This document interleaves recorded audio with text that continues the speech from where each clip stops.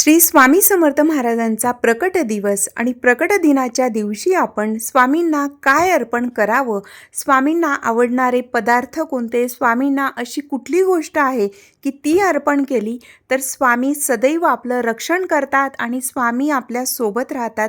तर स्वामींचा आशीर्वाद सदैव आपल्या सोबत राहावा यासाठी आपण स्वामींच्या प्रकट दिनाच्या दिवशी स्वामींना काय अर्पण करावं, कुठलं अत्तर अर्पण करावं, सर्व माहिती आपण आजच्या व्हिडिओमध्ये घेणार आहोत।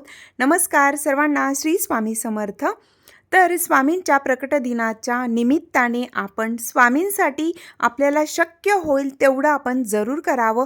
पहा, इतर वेळेलाही आपण स्वामींना आवडणाऱ्या गोष्टी करायलाच हव्यात, पण ज्यांना कोणाला शक्य होत नसेल तर स्वामींच्या प्रकट दिनाच्या दिवशी स्वामींच्या प्रती असणारी आपली श्रद्धा किंवा भाव विश्वास प्रकट करण्याचा हा दिवस। तर स्वामींना आपल्याकडून काहीही हवं असं नाही, त्यांना आपल्याकडून काहीच नको आहे, पण आपण आपल्या परीने स्वामींसाठी आपण करायचं आहे की त्यामध्ये आपल्याला स्वतःला सुद्धा आनंद मिळत असतो। तर स्वामींच्या प्रकट दिनाच्या दिवशी स्वामींची छान पूजा अर्चा करायची आहे। स्वामींचा प्रकट दिन कसा साजरा करावा, अभिषेक करताना कोणती स्तोत्र बोलायला हवीत, हा व्हिडिओ आपल्या चॅनलवर आहे, तो तुम्ही जरूर पहा। आजच्या व्हिडिओमध्ये आपण फक्त की स्वामींना काय अर्पण करावं हे माहिती घेणार आहोत।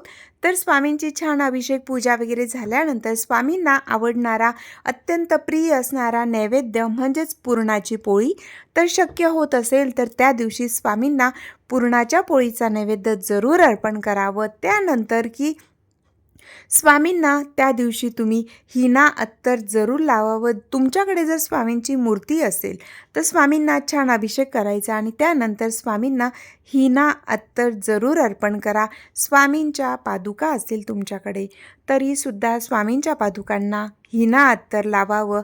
जर समजा त्या पादुका ज्या खडावा असतात किंवा स्वामींच्या पादुका असतील तर त्या काष्टाच्या असतील म्हणजे लाकडी असतील तर त्यांना सहसा आपण अभिषेक करत नाही, पण फुलाने वगैरे तुम्ही पाणी शिंपडून पंचामृत शिंपडून अगदी छान पुसून मग त्यांना अष्टगंध लावायचा आहे, हिना अत्तरचं लेपन जरूर करावं। तर अशा पद्धतीने स्वामींना आवडणारे हिना अत्तर जरूर लावावं। त्यानंतर स्वामींना सर्वात जास्त प्रिय असणारं म्हणजे चाफ्याचं फूल, तर शक्य होत असेल तुम्ही राहतात त्या ठिकाणी जर सहजासहजी तुम्हाला चाफ्याची फुलं मिळत असतील तर स्वामींना चाफ्याची फुलं जरूर अर्पण करा। अगदी एक चाफ्याचं फूल मिळालं तरीसुद्धा स्वामींसाठी ते जरूर आणा आणि आठवणीने स्वामींना ते अर्पण करा। त्यानंतर की जे आपण धूप लावत असतो तर धूपसुद्धा हिना धूपसुद्धा मिळतं, तशा पद्धतीने तुम्ही ते धूप लावू शकता। त्याचबरोबर जे चाफ्याचं फूल असतं तर त्याचेसुद्धा अगरबत्ती किंवा धूप मिळतात, ते सुद्धा तुम्ही वापरू शकतात। त्या दिवशी स्वामींची अतिशय मनापासून सेवा करायची आहे आणि दिवसभर आपण अगदी आपलं घर पूर्ण स्वामीमय व्हायला हवं अशा पद्धतीने आपण स्वामींचा प्रकट दिवस अतिशय आनंदात आणि उत्साहात साजरा करायचा आहे। तर स्वामींना अभिषेक कोणकोणते घालावेत, पाण्याने किंवा पंचामृताने सुद्धा तुम्ही अभिषेक करू शकता। त्याचबरोबर अभिषेक करताना कोणती स्तोत्र बोलावी हे एका व्हिडिओमध्ये सांगितलेलं आहे। तर अशा पद्धतीने स्वामींना आवडणाऱ्या गोष्टी आपण करायच्या आहेत। स्वामींना तुम्ही नैवेद्यामध्ये बेसनाचे लाडूसुद्धा स्वामींना प्रचंड आवडतात। स्वामींना खूप जास्त आवडतात ते म्हणजे कांद्याची भजी जी बनवलेली असते, तर कांद्याची भजी स्वामींना आवडते, ती स्वामींसाठी जरूर करायची आहे। त्यानंतर बासुंदी पुरी तुम्ही बनवू शकतात, डाळ भात असतो, वरण भातसुद्धा स्वामींना आवडतो, खीर बनवू शकतात। अशा पद्धतीने स्वामींना नैवेद्य अर्पण करायचं आहे। तर खीरसुद्धा तुम्ही तांदळाची खीर बनवा किंवा मखाण्याची बनवा, कोणत्याही पद्धतीची तुम्ही बनवली तरीही चालू शकतं।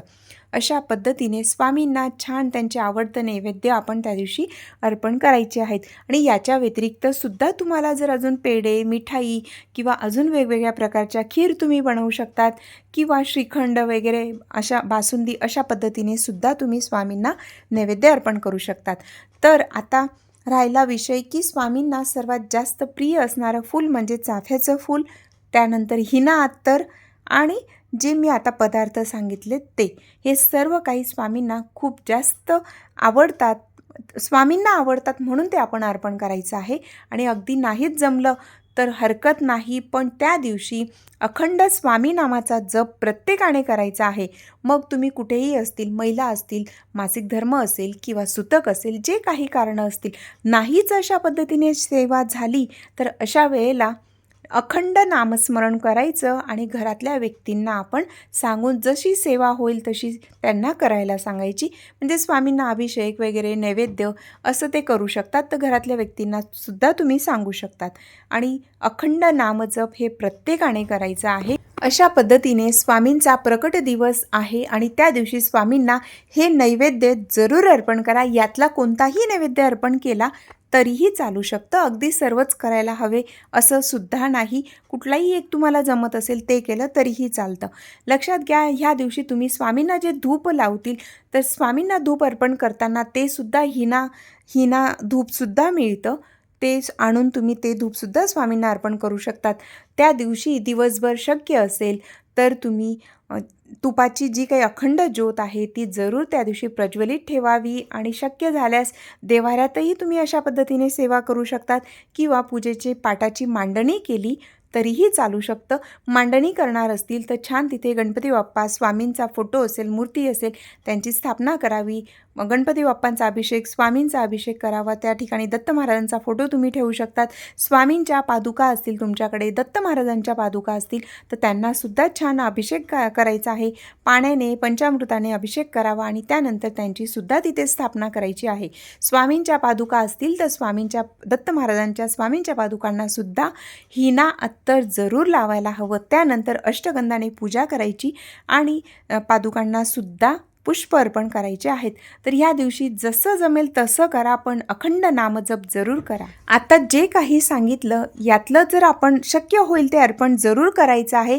पण लक्षात घ्या, हे सर्व काही तुम्ही अर्पण केलं, पण जर तुमचा भावच नसेल, तुमची श्रद्धा नसेल, तेवढा तुमचा दृढ विश्वास नसेल स्वामींवर, तर हे कितीही तुम्ही अर्पण केलं तरी त्यालासुद्धा काही अर्थ राहणार नाही.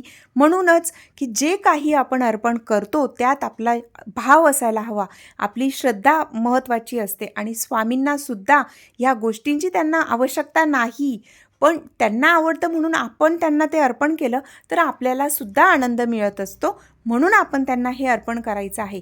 पण यातलं सुद्धा तुम्ही काहीही अर्पण नाही केलं तरीसुद्धा चालेल, पण स्वामींना जो तुमचा भाव असतो, जी तुमची मनातील स्वामींना भेटण्याची, स्वामींचं दर्शनाची जी तळमळ असते, जी श्रद्धा असते आणि जो तुमचा अंतःकरणातील भाव असतो स्वामींच्या प्रती, तो स्वामी पाहत असतात. म्हणूनच आपली श्रद्धा आणि विश्वास महत्त्वाचा आहे. ते स्वामींना जरूर अर्पण करा. जे काही आहे ते स्वामींनीच आपल्याला दिलेलं आहे, ते स्वामींचंच आहे. पण आपला असा भाव असतो की त्यातला आपण स्वामींना जेव्हा अर्पण करतो तर आपल्यालाही आनंद होतो, म्हणून आपण ते करत असतो. पण हे करत असताना अगदी यातलं काहीच जर नसेल शक्य तरीसुद्धा हरकत नाही. पण तुम्ही अनन्य भावे स्वामींना शरण गेले तरीसुद्धा स्वामी आपला स्वीकार करतात आणि यापेक्षा जास्त मोठी विशेष गोष्ट काही असू शकत नाही. स्वामींना शरण जाणे हे सर्वात महत्त्वाचं आहे. आणि म्हणूनच तुम्ही काही केलं किंवा नाही केलं तरी चालेल, पण स्वामींना शरण जा आणि अखंड स्वामी नामाचा जप करा. हे सर्वात जास्त स्वामींना आवडतं. म्हणून अगदी प्रकट दिनाच्या दिवशी जे जमेल ते करा आणि नाही जमलं तर ही गोष्ट मात्र करायला विसरायचं नाही, जे स्वामींना प्रचंड आवडते. आणि जेव्हा आपण स्वामींना शरण जातो तर अगदी ब्रह्मांड नायक आपल्यासोबत असताना आपल्याला कसलीही कमी नसते. आपल्या जीवनातील संकट, दुःख स्वामी कृपेने दूर होत असतात. प्रारब्धानुसार जे काही आपले भोग असतात त्यांची तीव्रता कमी होण्यास मदत होत असते आणि स्वामींची अखंड कृपा आपल्यावर राहते. तर स्वामींचा आशीर्वाद आपल्यासोबत असणं हे खूप जास्त महत्त्वाचं आहे. म्हणूनच स्वामी प्रकट दिनाच्या दिवशी स्वामींना शरण जायचं आहे आणि अखंड नामजप करायचा आहे. त्यामुळे आपल्या जीवनात सुख, शांती, समृद्धी राहते, लक्ष्मीनारायणांची अखंड कृपा राहते. जिथे स्वामी ब्रह्मांड नायक आपल्यासोबत आहेत तिथे आपल्याला कसलीही कमी राहणार नाही. माहिती आवडली असेल तर जरूर लाईक करा. श्री स्वामी समर्थ.